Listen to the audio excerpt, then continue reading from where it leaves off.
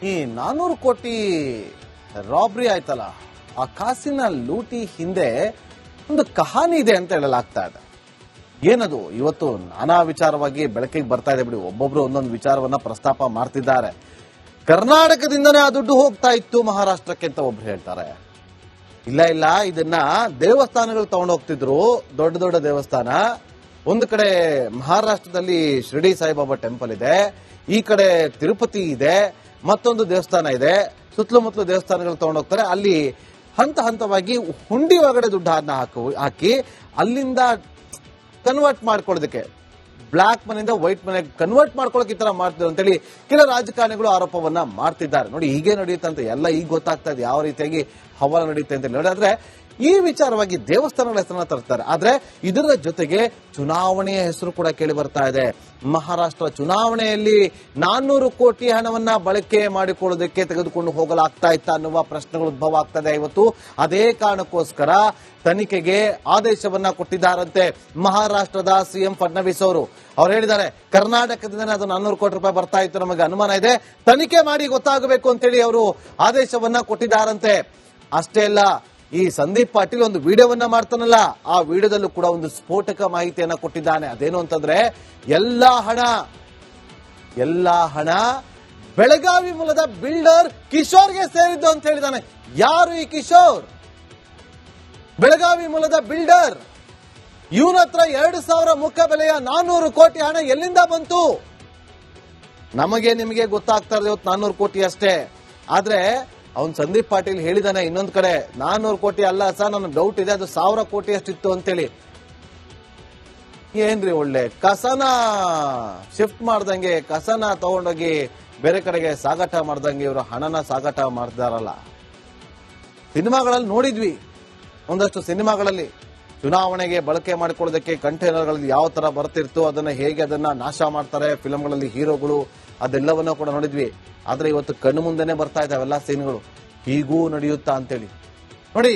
ಈ ಹಣವನ್ನ ಬೆಳಗಾವಿ ಮೂಲದ ಒಬ್ಬ ಬಿಲ್ಡರ್ ಸೇರಿದ್ದು, ಅದು ಗೋವಾ ಮೂಲಕ ಬಾಲಾಜಿ ಟ್ರಸ್ಟ್ಗೆ ಹೋಗ್ತಿತ್ತು ಅಂತ ಹೇಳ್ತಾ ಇದ್ದಾರೆ.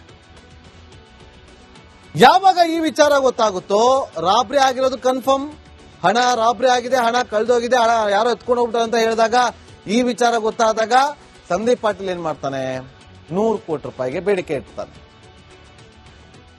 ಆಗ್ಲೇ ಅವನ್ನ ಕಿಡ್ನಾಪ್ ಮಾಡೋದು. ಆದ್ರೆ ಈಗ ನಮಗ್ ಡೌಟ್ ಬರ್ತಾ ಇರೋದು, ಕಂಟೈನರ್ ಒಳಗಡೆ 2,000 ಮುಖ ಬೆಲೆಯ ನೋಟುಗಳೇ ಇದ್ವು ಅನ್ನೋದು ಹೇಗೆ ಗೊತ್ತಾಯ್ತು? ಇದೇ ಈಗ ಇರುವಂತ ಕ್ಯೂರಿಯಾಸಿಟಿ. ಅದು ಡೈವರ್ಟ್ ಮಾಡೋದಕ್ಕೆ ಏನಾದ್ರು ಈ ತರ ಹೇಳಿದಾರಾ ಗೊತ್ತಿಲ್ಲ, ಅಥವಾ ದರೋಡೆ ಆದಂತ ಹಣದಲ್ಲಿ ಚಲಾವಣೆಯಲ್ಲಿದ್ದಂತ ಹಣವೇ ಇತ್ತ, ಅಥವಾ ಇದನ್ನ ಗಮನವನ್ನ ಬೇರೆ ಕಡೆಗೆ ಸೆಳೆಯೋದಕ್ಕೆ, ಡೈವರ್ಷನ್ ಮಾಡೋದಕ್ಕೆ 2,000 ಮುಖ ಬೆಲೆಯ ಹಣ ಅಂತ ಹೇಳ್ತಿದ್ದಾರ ಮುಚ್ಚಾಕೋದಕ್ಕೆ. ಈ ಹಣವನ್ನ ಟ್ರಸ್ಟ್ಗೆ ಕಳಿಸೋದಕ್ಕೆ ಯತ್ನ ಪಟ್ಟಿದ್ರ? ಟ್ರಸ್ಟ್ ಮೂಲಕ ಹಣ ಬದಲಾವಣೆಗೆ ಯತ್ನ ನಡೀತಿತ್ತ? ಟ್ರಸ್ಟ್ಗಳ ಮೂಲಕ ಹಣವನ್ನ ಬದಲಾವಣೆ ಮಾಡೋದಕ್ಕೆ ಯತ್ನಿಸಿದ್ರಂತೆ. ಹೆಂಗೆ ಟ್ರಸ್ಟ್ ಮಾಡೋದು ನಾವೀಗ? ಯಾವ ಟ್ರಸ್ಟ್ ಮೇಲೆ ಯಾರು ಟ್ರಸ್ಟ್ ಇಟ್ಕೋಬೇಕು ಅನ್ನೋದೇ ಗೊತ್ತಾಗ್ತಾ ಇಲ್ಲ. ಈ ಟ್ರಸ್ಟ್ಗಳಿರೋದು ಇದಕ್ಕೇನನ್ನೋದು ಈಗ ಟ್ರಸ್ಟೇ ಕಳ್ಕೊಂಡ್ಬಿಡ್ತಾ ಇದೆ. ನೋಡಿ, ಭಾರಿ ಅನುಮಾನ ಕಾರಣವಾಗ್ತಾ ಇದೆ. ಈ 400 ಕೋಟಿ ಹಣ ಪತ್ತೆ ಆಗುತ್ತೋ ಇಲ್ಲೋ ಗೊತ್ತಿಲ್ಲ. ನಾನಾ ಆಯಾಮಗಳು, ನಾನಾ ದಿಕ್ಕುಗಳು, ನಾನಾ ಟ್ವಿಸ್ಟ್ಗಳಂತೂ ಪಡೆದುಕೊಳ್ಳುತ್ತೆ. ಅಂತಿಮವಾಗಿ ಇದು ಯಾರ್ದು ಹಣ ಅನ್ನೋದು ಮಾತ್ರ ಗೊತ್ತಾಗುತ್ತೋ ಇಲ್ವೋ ಗೊತ್ತಿಲ್ಲ. ಯಾಕಂದ್ರೆ ಬೀದರಲ್ಲಿ 90 ಲಕ್ಷ ಹಣವನ್ನ ರಾಬರಿ ಮಾಡ್ಕೊಂಡು ಹೋದ್ರು, ಅದೇ ಇನ್ನೂ ಪತ್ತೆ ಆಗಿಲ್ಲ. ಈ 400 ಕೋಟಿ ರೂಪಾಯಿ ಹಣವನ್ನ ಪತ್ತೆ ಮಾಡ್ತಾರ ಗೊತ್ತಿಲ್ಲ. ಯಾರ್ಯಾರು ಎಂಟ್ರಿ ಆಗ್ತಾರೋ ಗೊತ್ತಿಲ್ಲ. ಈಗಂತೂ ಸಖತ್ ಸದ್ದು ಮಾಡ್ತಾ ಐತೆ ಈ ವಿಚಾರ. ಯಾರೆಲ್ಲ ಎಂಟ್ರಿ ಆಗುತ್ತೆ? ಸೆಂಟ್ರಲ್ ಗೌರ್ಮೆಂಟ್ ಇನ್ವಾಲ್ವ್ ಆಗ್ಬೇಕು. ಈಗ ಈ ವಿಚಾರದಲ್ಲಿ ಸೆಂಟ್ರಲ್ ಗೌರ್ಮೆಂಟ್ ಇನ್ವಾಲ್ವ್ ಆಗ್ಬೇಕು. ಅವ್ರಿಗೂ ಈ ವಿಚಾರ ಗೊತ್ತಾಗಿ ಸಿಬಿಐ ಎಂಟ್ರಿ ಆಗಿ ಅಲ್ಲಿ ಇನ್ವೆಸ್ಟಿಗೇಷನ್ ಮಾಡಬೇಕಾಗತ್ತೆ. ಗೊತ್ತಿಲ್ಲ ಏನೇನಾಗುತ್ತೆ ಅಂತೇಳಿ. 400 ಕೋಟಿ ಹಣ ಯಾರಪ್ಪನ ಮನೆಯ ದುಡ್ಡು ಗೊತ್ತಿಲ್ಲ. ಆ ಒಂದಂತೂ ಸತ್ಯ, ರಾಬ್ರಿ ಆಗಿದೆ ಅಂತ ಹೇಳ್ತಾರೆ, ಅಥವಾ ಅದನ್ನ ಆಲ್ರೆಡಿ ಖರ್ಚು ಮಾಡ್ಕೊಂಡ್ಬಿಟ್ಟವ್ರ ಅದು ಗೊತ್ತಿಲ್ಲ. ಯಾಕಂದ್ರೆ ಚುನಾವಣೆ ಅಲ್ಲೊಂದು ನಡೆದು ಹೋಯ್ತು ಮಹಾರಾಷ್ಟ್ರದಲ್ಲಿ, ಸ್ಥಳೀಯ ಸಂಸ್ಥೆ ಚುನಾವಣೆಗಳು ಬಂದಾಗಿದೆ, ಆಲ್ರೆಡಿ ಶಿಫ್ಟ್ ಆಗೋಗಿದ್ಯಾ, ಅಥವಾ ಯಾರಾದ್ರೂ ತಗೊಂಡೋಗಿ ಇಟ್ಕೊಂಡು ರಾಬ್ರಿ ಆಗೋಯ್ತು ಅಂತ ಹೇಳಿ ಸುಳ್ಳ ಸುದ್ದಿಯನ್ನ ಹಬ್ಬಿಸ್ಬಿಟ್ಟಿದಾರ? ಎಲ್ಲವೂ ಕೂಡ ಅನುಮಾನಗಳಿಗೆ ಕಾರಣವಾಗ್ತದೆ. ಎಲ್ಲವೂ ಕೂಡ ಗೊತ್ತಾಗಬೇಕು ಅಂತಂದ್ರೆ ತನಿಖೆಯಿಂದ ಮಾತ್ರ ಗೊತ್ತಾಗುತ್ತೆ. ಯಾರು ಪ್ರಾಮಾಣಿಕವಾಗಿ ತನಿಖೆ ಮಾಡಿದ್ದಕ್ಕೆ ಒಂದು ಅಂತಿಮವನ್ನ ಆಡ್ತಾರೋ ಅವರೇ ಗ್ರೇಟ್.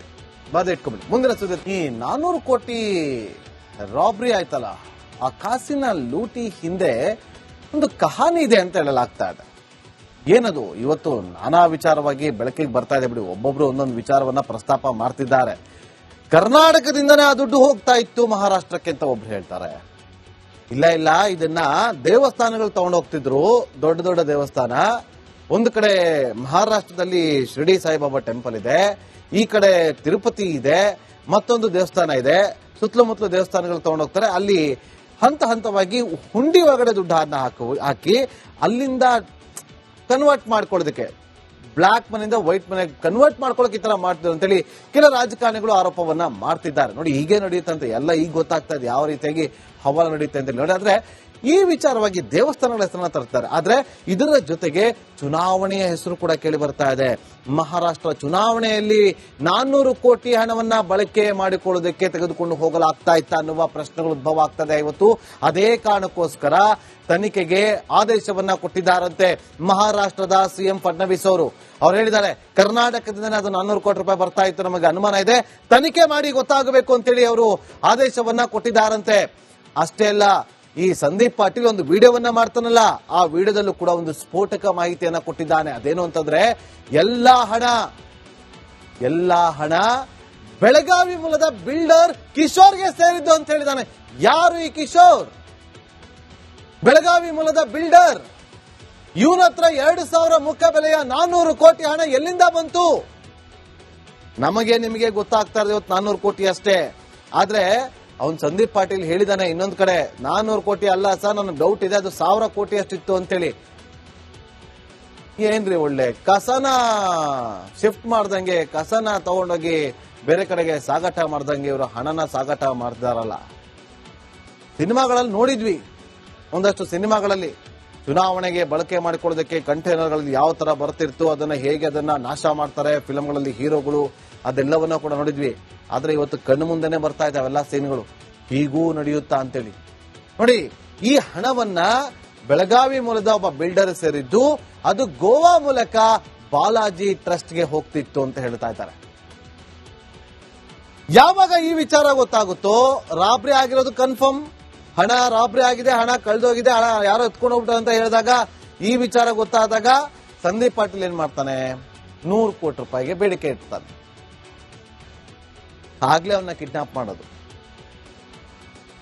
ಆದ್ರೆ ಈಗ ನಮಗ್ ಡೌಟ್ ಬರ್ತಾ ಇರೋದು, ಕಂಟೈನರ್ ಒಳಗಡೆ 2,000 ಮುಖ ಬೆಲೆಯ ನೋಟುಗಳೇ ಇದ್ವು ಅನ್ನೋದು ಹೇಗೆ ಗೊತ್ತಾಯ್ತು? ಇದೇ ಈಗ ಇರುವಂತ ಕ್ಯೂರಿಯಾಸಿಟಿ. ಅದು ಡೈವರ್ಟ್ ಮಾಡೋದಕ್ಕೆ ಏನಾದ್ರು ಈ ತರ ಹೇಳಿದಾರಾ ಗೊತ್ತಿಲ್ಲ, ಅಥವಾ ದರೋಡೆ ಆದಂತ ಹಣದಲ್ಲಿ ಚಲಾವಣೆಯಲ್ಲಿದ್ದಂತ ಹಣವೇ ಇತ್ತ, ಅಥವಾ ಇದನ್ನ ಗಮನವನ್ನ ಬೇರೆ ಕಡೆಗೆ ಸೆಳೆಯೋದಕ್ಕೆ, ಡೈವರ್ಷನ್ ಮಾಡೋದಕ್ಕೆ 2,000 ಮುಖ ಬೆಲೆಯ ಹಣ ಅಂತ ಹೇಳ್ತಿದ್ದಾರ ಮುಚ್ಚಾಕೋದಕ್ಕೆ. ಈ ಹಣವನ್ನ ಟ್ರಸ್ಟ್ಗೆ ಕಳಿಸೋದಕ್ಕೆ ಯತ್ನ ಪಟ್ಟಿದ್ರ, ಟ್ರಸ್ಟ್ ಮೂಲಕ ಹಣ ಬದಲಾವಣೆಗೆ ಯತ್ನ ನಡೀತಿತ್ತ, ಟ್ರಸ್ಟ್ಗಳ ಮೂಲಕ ಹಣವನ್ನ ಬದಲಾವಣೆ ಮಾಡೋದಕ್ಕೆ ಯತ್ನಿಸಿದ್ರಂತೆ. ಹೆಂಗೆ ಟ್ರಸ್ಟ್ ಮಾಡೋದು ನಾವೀಗ? ಯಾವ ಟ್ರಸ್ಟ್ ಮೇಲೆ ಯಾರು ಟ್ರಸ್ಟ್ ಇಟ್ಕೋಬೇಕು ಅನ್ನೋದೇ ಗೊತ್ತಾಗ್ತಾ ಇಲ್ಲ. ಈ ಟ್ರಸ್ಟ್ಗಳಿರೋದು ಇದಕ್ಕೇನು ಅನ್ನೋದು ಈಗ ಟ್ರಸ್ಟೇ ಕಳ್ಕೊಂಡ್ಬಿಡ್ತಾ ಇದೆ. ನೋಡಿ, ಭಾರಿ ಅನುಮಾನ ಕಾರಣವಾಗ್ತಾ ಇದೆ. ಈ 400 ಕೋಟಿ ಹಣ ಪತ್ತೆ ಆಗುತ್ತೋ ಇಲ್ಲೋ ಗೊತ್ತಿಲ್ಲ.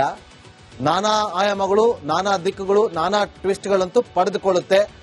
ಅಂತಿಮವಾಗಿ ಇದು ಯಾರ್ದು ಹಣ ಅನ್ನೋದು ಮಾತ್ರ ಗೊತ್ತಾಗುತ್ತೋ ಇಲ್ವೋ ಗೊತ್ತಿಲ್ಲ. ಯಾಕಂದ್ರೆ ಬೀದರಲ್ಲಿ 90 ಲಕ್ಷ ಹಣವನ್ನ ರಾಬರಿ ಮಾಡ್ಕೊಂಡು ಹೋದ್ರು, ಅದೇ ಇನ್ನೂ ಪತ್ತೆ ಆಗಿಲ್ಲ. ಈ 400 ಕೋಟಿ ರೂಪಾಯಿ ಹಣವನ್ನ ಪತ್ತೆ ಮಾಡ್ತಾರ ಗೊತ್ತಿಲ್ಲ.